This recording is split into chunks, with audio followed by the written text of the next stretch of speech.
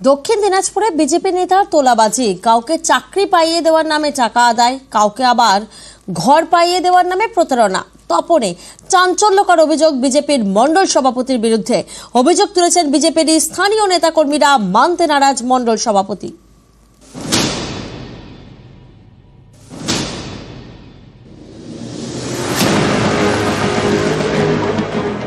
দক্ষিণ দিনাজপুরের তপন, এখানকার বিজেপি মণ্ডল সভাপতির বিরুদ্ধে তোলাবাজির অভিযোগ তুলে সুর চড়িয়েছেন বিজেপির নেতাকর্মীরা।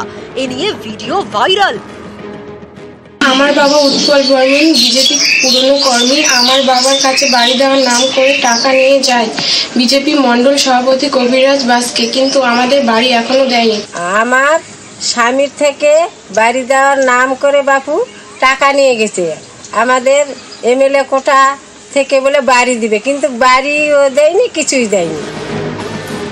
তপনের গোফানগর গ্রাম পঞ্চায়েতের সনকই। এখানে দীর্ঘদিন বুথ সভাপতির দায়িত্ব সামলেছেন বিজেপির স্বপন শীল।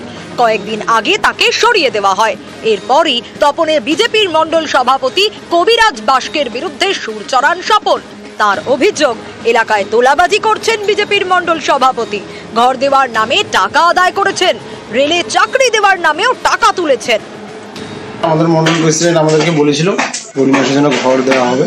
প্রথমে বলেছিল 5,000 টাকা করে লাগবে। না, কোনো ঘর টর পাইনি, টাকাও পাইনি। একটা কাজের অফার করে আমাকে, তো প্রথমে অফার করেছিল 2-2.5 লাখ টাকা। তারপরে আমাকে বলেছিল যে তুমি এখন 30,000 টাকা দাও, পরে তোমার যখন কাজটা সম্পূর্ণ হবে তখন টাকাটা নিয়ে চলে যাচ্ছে আমাদের মন্ডল প্রেসিডেন্ট গুজরাটের নাম করে।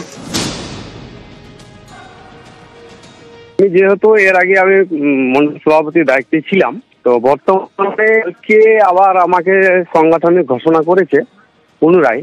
তো এখানে রাজনীতির একটা প্রতিক্রিয়া থাকেই, কারণ এখনো আমাদের বিধায়ক আজও অব্দি এখনো কাউকেও ঘর দিতে পারেনি। এখানে হচ্ছে পদের লড়াই, চেয়ারের লড়াই।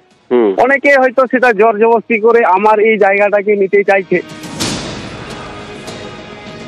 ঘর দেব এরকম, আমি ঘর দেওয়ার কে, এটা তো সরকারি পদ্ধতিতে হয়। মানে এখানে আমার একটা সন্দেহ লাগছে যে কবিরাজ যদি এই কাজ করে থাকে তো এতদিন তারা কোথায় ছিল?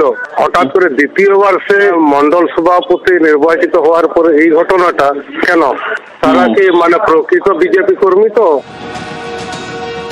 দক্ষিণ দিনাজপুর থেকে অনুপ সান্যাল, নিউজ 18 বাংলা।